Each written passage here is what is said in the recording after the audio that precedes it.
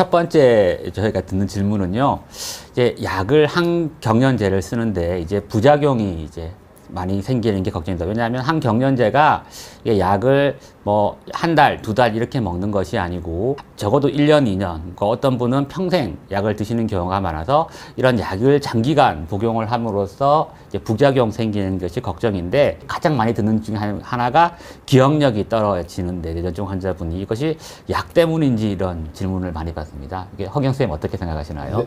뇌전증 약물들이 중추신경계에 작용하는 약물이니까 당연히 영향을 줄 수 있죠. 그래서 인지기능 같은 거, 그러니까 그 중에서도 뭐 기억력 이런 거에 영향을 주는데, 물론 이제 약에 따라서 어떤 거는 비교적 괜찮고 어떤 것은 좀 영향이 좀 되고 이런 거는 있을 수는 있고요, 당연히.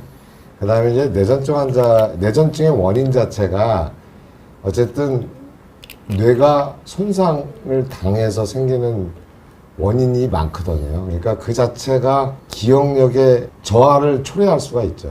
그 다음에 그렇게 이제 손상이 좀 있는 상태에서 나이가 들게 되면서 생기는 자연적인 노화 현상으로 인해서 인지기능이라든가 기억력들이 떨어지는 현상도 있을 수가 있고요. 그 다음에 이제 노년에 생기는 이제 뇌전증 같은 경우에 노년에 치매 질환 같은 것들이 함께 생길 수도 있고 후에 생길 수도 있어요. 기억력 장애가 특별한 이유 없이 생기면은 뇌전증하고 그리고 약하고 연관시키는 것보다는 다른 어떤 또 신경학적인 질환과 어떤 연관성이 있냐, 새로 생겼느냐 이런 걸 또 따져봐야 되는 문제가 있습니다. 질병 자체 때문에 네, 뇌전증이나 뇌전증이 원인이 되는 질환 자체 때문에 생길 수가 있고 약의 일부가 영향이 있을 수가 있고 그리고 동반된 우울증 이런 거에 관련이 될 수가 있는데 사실은 질환 자체에 대한 거면 어쩔 수 없는 면이 있지만 약이나 우울증 또 질환도 뇌전증 자체에서도 기억력이 떨어지면 또 조절할 수가 있는 면이 있기 때문에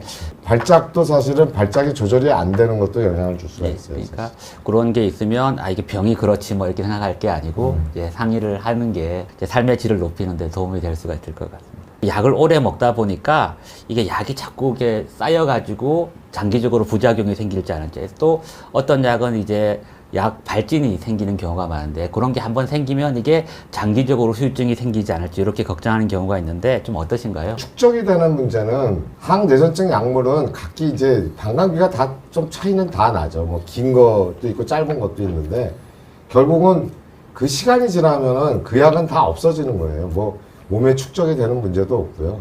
그러니까 시간이 지나면은 뭐 몸에 축적되는 문제는 절대로 그렇게 생각하시면 절대로 안 되고요.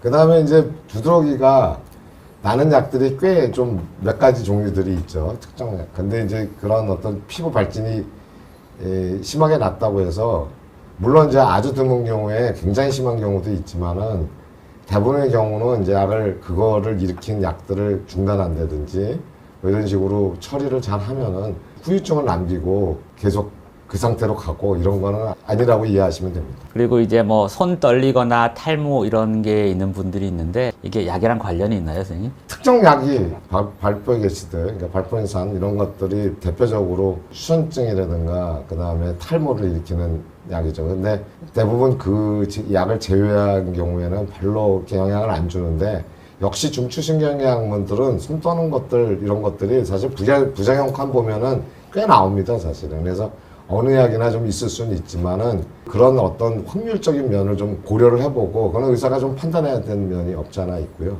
머리 빠지는 경우도 나이 들면서 좀 빠지고 어떤 집안력에 따라서 빠지는 경우가 많거든요. 그러니까 그것도 이제 조장할 수는 있지만은 꼭 그 항뇌전증 약이 그런 걸 일으킨다고 얘기할 수 있게 하는 판단은 사실은 의사하고 의논을 좀 해봐야 됩니다. 그런 문제들은. 그래서 그렇게 이해하셨으면 좋겠습니다. 그 뇌전증 환자분이 아무래도 이제 사회적으로도 힘들고 병 자체가 힘들기 때문에 뭐 우울감이나 감정 조절 이런 문제가 있을 수가 있는데 이게 약이랑도 관련이 있을 수 있는지 이렇게 문의하시는 분들인데 어떠신가요? 그러니까 감정 조절이나 우울이라든가 이런 것도 아까 말씀드린 중추신경계에 작용하는 약물이니까 당연히 관련성이 있을 수가 있죠. 근데 이제 그 중에서 어떤 정신적인 문제에 일으키는 부작용이 많은 약들이 있고 별로 그런 영향을 주지 않고 오히려 도움을 줄 수 있는. 도움을 줄 수 있는 경우도 있다고 얘기를 하고 중용적인 약도 있고 뭐 이렇게 얘기를 분류를 하죠. 그러니까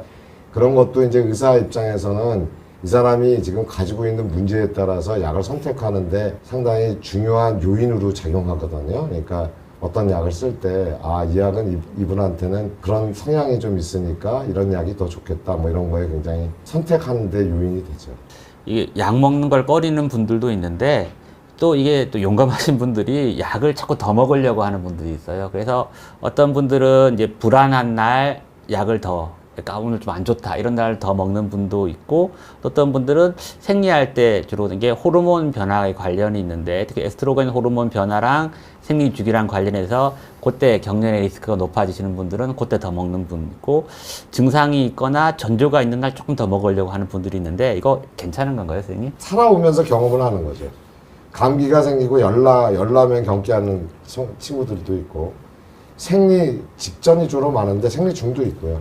그때 좀 하는 경우가 있고, 물론 아주 안정적으로 조절되는 사람들은 사실은 그런 거 크게 관련은 없어요. 근데 꼭 그렇지가 않은 경우가 문제가 되는 거죠. 그래서 그런 경우에 이제 유발 요인이 있는 경우에 이제 기존의 약을 좀 더 먹는 방법이 있고요. 또 따로 그때쯤 돼서 약을 먹는 방법이 있어요. 그래서 그런 거는 이제 의사하고 상의를 해야 되는데, 그리고 또 이제 어떤 사람들은 한 번 경기가 생기면은 그냥 여러 번 생기는 사람들이 있어요. 그러니까 뭐 전조만 생기는 사람도 한 번 전조 생기면 다다닥 생기는 사람들이 있어요. 그런 증상이 있었을 때 기존의 약을 좀 더 먹든지 뭐 그렇게 하죠. 그러니까 새로 다른 약을 갖다가 처방하는 방법도 있고 뭐 이런 식으로 해서 조절하는 방법은 있죠. 필요할 때 약을 더 먹는 게 좋은 옵션이기는 한데 그 약의 용량이라든지 약의 종류는 아마 담당 선생님이랑 그렇죠. 상의를 하는 게 필요할 것 그러니까 같습니다. 뭐 그러니까 그 상황 따라서 좀 다르긴 해요. 수면 부족 때 유발되는 타입 특발성 전신 뇌전증 같은 경우에 뭐 저는 개인적으로 시험 때내든가 뭐 일을 꼭 많이 해갖고 밤을 많이 뭐 수면을 제대로 못 취할 때는 약을 좀 더 먹으라고 그러죠. 기존의 약을 좀 더 먹는 방법. 그 시기만. 이게 이제 특히 요즘에 노인 환자분들이 뇌전증 환자분이 많아지면서 뭐 혈압약, 당뇨약, 뭐 이런 뭐 전립선약 이런 것도 드시면서 뇌전증 약을 같이 드시는데 이걸 또 이렇게 많이 먹으면 안 좋을까봐 차를 두고 드시도 까먹기도 하고 이렇게 한다는데, 선생님 이렇게 약을 같이 딴 약이랑 같이 먹어도 되나요? 아니면은 요거는 일단 시간을 좀 두고 먹는 게 좋을까요, 신정원 선생님? 는 같이 드시라고 합니다. 이게 뭐 약이 위장에서 흡수를 서로 저해하거나 그러지는 특별하지 않기 때문에 오히려 시간차 두셨다가 분명히 빼먹거든요. 그래서 상관없이 약 먹는 시간에 같이 복용하라고 하거든요. 저는 개인적으로 뭐라고 그러냐면 그 같이 같이 복용해도 무슨 화학작용이 위에서 일어나는 거 아닙니다. 예? 그냥 같이 드시면 됩니다. 약을 잘 먹는 게 제일 중요하고 다른 약이랑 같이 먹어도 될 것 같습니다. 이게 약을 이제 예를 들어서 뭐 어떤 발프로산염 이러면 12시간 간격이 이렇게 딱 되어 있어서 이제 시간 12시간 간격으로 먹거나 아니면 아침 저녁 식후 복용하면 꼭 식후에, 그러니까 아침 밥을 안 먹어서 아침 약을 자꾸 빼먹어요. 이런 사람들이 그런 분들도 있어요. 그런 사람들이 있는데 약 먹는 시간이랑 이런 건 어떻게 생각하세요, 훈영 선생님? 약 먹는 시간은 먹는 게 중요하고요. 꼭 맞춰서 꼭 먹어야 될 필요성은 없는데 그게 편하시면은 자기의 루틴을 만드는 거죠. 식전에 먹는 게 흡수가 잘 되는 분들이 있고요. 예? 잘 되는 약이 있어요. 잘 되는 약이 있어서 식전에 먹으면은 먹어라 뭐 이런 약도 있긴 하지만은 항내전증 약물은 그렇진 않아요. 그러니까 뭐 식후나 식전이나 별 차이 없고, 물론 이제 흡수 속도에 따라서 약간 차이는 있지만 실제 몸에 들어가는 퍼센티지는 별로 차이가 없어요. 그래서 그런 건 중요하지 않고요. 일단 드시는 게 중요하죠. 그 다음 질문을 하겠습니다. 약을 자꾸 이제 하루에 아침 저녁 이렇게 먹어야 되니까 이게 하루 이틀 먹는 약이 아니고 계속 먹어야 되니까 요즘에 보면 다른 약들도 그렇죠. 혈압약도 그렇고 뭐 당뇨약도 그렇고 뭐 하루에 한 번만 먹게 되는 약이 많아서 이게 뇌전증 환자분 중에서도 약을 하루에 한 번만 먹고 싶어 해서 어떤 사람은 잘 때만 증상이 생긴다 해서 자기 전에만 약을 먹으면 안 되냐 이런 사람이 있고, 저녁약을 자꾸 있는데 아침에만 먹으면 안 되냐 이런 분들이 있는데, 약을 2번으로 먹다가 혹은 뭐 2번 정도 먹다가 조절이 잘 되는 환자분인데 이렇게 자기 전에만 먹으면 안 되냐 아니면 아침에만 먹으면 안 되냐 이렇게 질문을 하면 신정원 선생님은 어떻게 대답을 해 주시나요? 만약에 주치의 선생님이 아침 취침 전으로 약을 처방을 냈는데 나는 이제 밤에만 먹어도 될 것 같잖아요. 그럼 일단 자의로 그냥 밤에만 먹는 거를 하지는 말았으면 좋겠고요. 일단 뇌전증 모든 약도 그렇고 반감기라는 게 있잖아요. 약을 먹어서 이제 이 약이 몸에서 빠져나가는 데까지의 시간을 보통 반감기라고 하는데 이제 그거에 맞춰서 약이 이제 용법이 정해지는 거거든요. 아침에 먹고 그래서 일반 뭐 뇌전증 약들이 보통은 한 반감기가 10시간, 16시간 요 정도니까 아침에 먹고 한 12시간 뒤인 뭐 저녁이나 취침 전에 이렇게 먹으라고 되어 있어요. 그러면 그렇게 먹게 되면은 이제 우리가 약물의 혈중 농도가 이제 안정적으로 계속 쭉 유지가 되는 거고 약을 먹을 때마다 이제 약물 농도가 이렇게 증감이 이렇게 되면서 어쨌든 안정적으로 유지가 되고 있는 건데 이거를 그냥 자의로 밤에만 딱 먹기 시작을 하면은 만약에 본인이 먹는 약이 반감기가 되게 짧은 약인데 밤에만 먹기 시작하면 이게 약을 딱 먹을 때만 혈중 농도가 확 올라가서 효과가 좀 있다가 새벽녘에 떨어질 수도 있어요. 그럼 이분이 잘 때 새벽에 경련을 했는데 본인은 모르고 낮에는 계속 피곤하고 운전하다 사고 날 수도 있고 그렇기 때문에 그리고 또 밤에만 증상이 있는 분들이 꼭 밤에만 있는 건 아니거든요. 뭐 어떤 환경이나 상황에 따라서 낮에도 경련을 할 수도 있어요. 그래서 일단은 정해진 용법에 이렇게 먹는 게 중요한 것 같고 근데 만약 내가 밤에만 주로 있는 분이고 낮에 먹는 게 너무 부담이 되고 낮에 너무 졸립고 약 때문에 그러면 오전 용량을 좀 줄이고 밤 용량을 조금 늘려서 먹을 수는 있을 것 같고요. 그리고 정말 내가 아침에만 먹고 싶다, 밤에만 먹고 싶다 그러면 좀 더 반감기가 긴 약들이 있습니다. 24시간 이상 되는 약도 있고 좀 서방형으로 반감기가 좀 긴 약물이 있으니까 의사 선생님하고 상의해서 그런 하루에 한 번 먹는 용법의 약을 이렇게 선택을 해서 먹는 방법도 보통 이제 저는 하기도 합니다. 밤에만 증상이 있다고 해서 아침 약을 빼먹으면 장기적으로는 혈중 농도가 떨어지기 때문에 증상이 생길 확률이 높아지겠죠. 중요한 거는 이제 하루에 한 번 먹는데 안 먹으면 더 문제, 안 잡수시면 더 문제예요. 네. 그러니까 그런 거는 감안하셔야 돼. 그러니까 안 먹으면은 더 문제니까 지난번에 제가 말씀드린 대로 빼먹으면은 그 다음 날에 보충을 하셔야 되는 거고 한 번 먹는 약은 그러니까 아침에 안 먹었으면 빨리 보충을 해야 되는 거고 저녁 때 먹는 약 같으면은 그 다음 날 아침에 보충해야 되고 이런 것들이 좀 중요하다는 얘기를 좀 얘기 드립니다. 다음 질문 하겠습니다. 약을 몇 번 빼먹고 아침 저녁 약 챙기기가 힘들어서 한 번에 아침 저녁 약을 한꺼번에 먹으면 안 되냐 이렇게 얘기를 하는 분들이 있는데 흑영 쌤은 야단 치칠 것 같은데 어떠신가요? 아니 좀 전에 말씀드린 대로 야단은 뭐 아니 상황 따라서 제가 뭐라고 그러긴 하죠.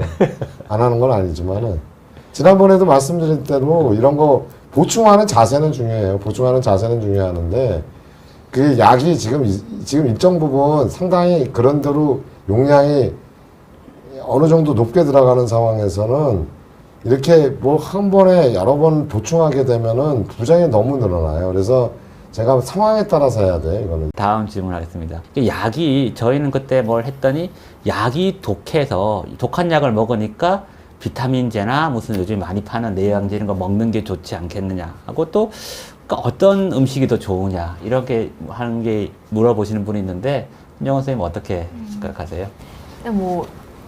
막 아무거나 너무 많이 먹으면 당연히 약도 먹는데 막 영양제도 이것저것 먹으면 간에 굉장히 부담이 되겠죠. 그래서 나이 드신 분 많이 챙겨주시는 뇌 영양제도 뭐 약간의 그 항경련제의 효과를 조금 떨어뜨린다라고 하는 것들도 있거든요. 꼭 챙겨 먹어야 되는 비타민을 말씀드린다면 이제 항뇌전증 약을 많이 오래 장기간 먹게 되면은 이제 그 뼈의 대사나 이런 것들이 촉진되고 비타민 D도 촉진시키고 뭐 칼슘 농도도 떨어지고 이래서 오래 먹으면 골다공증이 잘 생길 수 있거든요. 그래서 저는 꼭 챙겨 먹으실 거는 비타민 D하고 칼슘은 특히 나이 있으신 분들은 꼭 챙겨 드실 거 추천드리고, 그다음에 뭐 좋은 음식은 글쎄요, 저는 잘 모르겠는데 중요한 건 골고루 맞죠. 규칙적인 식사를 하는 게 되게 중요하고 규칙적으로 먹어야 약도 규칙적으로 잘 드시거든요. 빼먹지 않고 식사 규칙적으로 하시는 거고 뭐 음식 추천드린다면 이제 비타민 D랑 칼슘이 많은 거 계란, 뭐 연어 이런 거 D 많은 것들 아니면 칼슘 뭐 우유랑 시금치 뭐 이런 거 좋겠고 또 엽산 중요하잖아요. 엽산 많은 녹황색 채소 드시라고 추천드리고 싶습니다. 환자분 중에서 이게 정신력을 유달리 강조하시는 분들이 있었어요. 그러니까 뇌전증이 정신력의 문제라서 전조 같은 게 생겨도 정신만 차리면 이길 수 있을 것 같다. 그리고 잠만 잘 자면 약 안 먹어도 될 것 같다. 아니면 약 줄여도 될 것 같다. 아니면 스트레스 받을 때만 먹어도 될 것 같다. 이렇게 얘기하시는 분들이 있는데 일정 부분은 맞고요. 예. 네, 뭐 그렇게 얘기하시는 분들 전조가 오면은 굉장히 집중력을 강화시키고 긴장을 하면은 그 전조에서 그 의식 소실로 이행이 안 되더라 뭐 이렇게 얘기하는 분들이 있고요. 그래서 일정 부분 맞아요. 사실 그걸 틀렸다고 얘기는 전혀 안 하는 건데 근데 제가 기본적으로 상당히 긴장하고 지금 현재 막 바쁘고 긴장할 때는 일반적으로 경기가 증상이 덜 생기는 거는 맞는 것 같아요. 어떻게 항상 긴장하고 살 수가 있어요, 사실은. 그게 어려운 거죠. 그것 자체도 또 피곤하게 만들고 그거 자체도 스트레스 주고 살고 그러기 때문에 이제 그런 걸로 해결된 문제는 제가 볼 때는 아닌 것 같아요. 젊었을 때 가지고 나이가 들고 그러면은 사실 규칙적인 생활을 하는 것들이 많이 늘어요. 늘다 보면은 발작 조절도 잘 되고요. 잘 되고 어떤 때는 이제 약을 줄일 수도 있고요. 그런 상황으로 가기도 해요. 그 다음에 약은 스트레스 받을 때만 먹어도 될 것 같아요. 이거는 별로 좋은 방법이 아닌 것 같아요. 스트레스를 인생에서 살면서 스트레스를 자기가 어떻게 다 조정해요. 그래서 스트레스 안 받고 편하게 살 수도 또 없고요. 일단 사회에서 일도 해야 되고 경쟁도 해야 되고 이런 상황에서는 사실 저 얘기가 수가 별로 없어요. 그러니까 어쨌든 이거는 올바른 방법은 아니죠. 약 잘 먹어야죠. 약 잘 먹고 생활 습관 잘 하시고 잠 잘 자고 그래서 안정되고 그 경련이 없는 기간을 잘 유지하셔서 나중에 약을 끊어가는 걸 노력을 하셔야 되기 때문에 저는 무조건 약은 잘 드시고 일상생활 규칙적으로 잘 하시고 무조건 추천드립니다. 스트레스라는 게 이렇게 네. 우리가 피할 수 있는 것도 있지만 예를 들어 뭐 감기 걸린 것도 큰 스트레스인데 그걸 우리가 피할 수 있는 게 아니잖아요. 그렇죠? 그러니까 그런 거를 뭐 자기가 조절하겠다 이렇게 해서 하는 건 사실은 너무 이제 그걸 과신하는 거, 건강을 과신하는 그렇게 되는 것 같습니다. 오늘 저희가 준비한 내용은 여기까지고요. 혹시 이제 이렇게 방송 보시거나 아니면 방송을 뭐 들으시면서 혹시 이런 것도 조금 다뤄줬으면 좋겠다는 내용이 있으면 밑에 이제 댓글창이라는 걸 이렇게 해주시면 저희가 이제 다음 방송을 준비할 때 환자분들이나 보호자분들이 이런 것을 조금 더 궁금해 하시는 거를 알면 다음 방송을 준비할 때 조금 더 도움이 될 것 같습니다.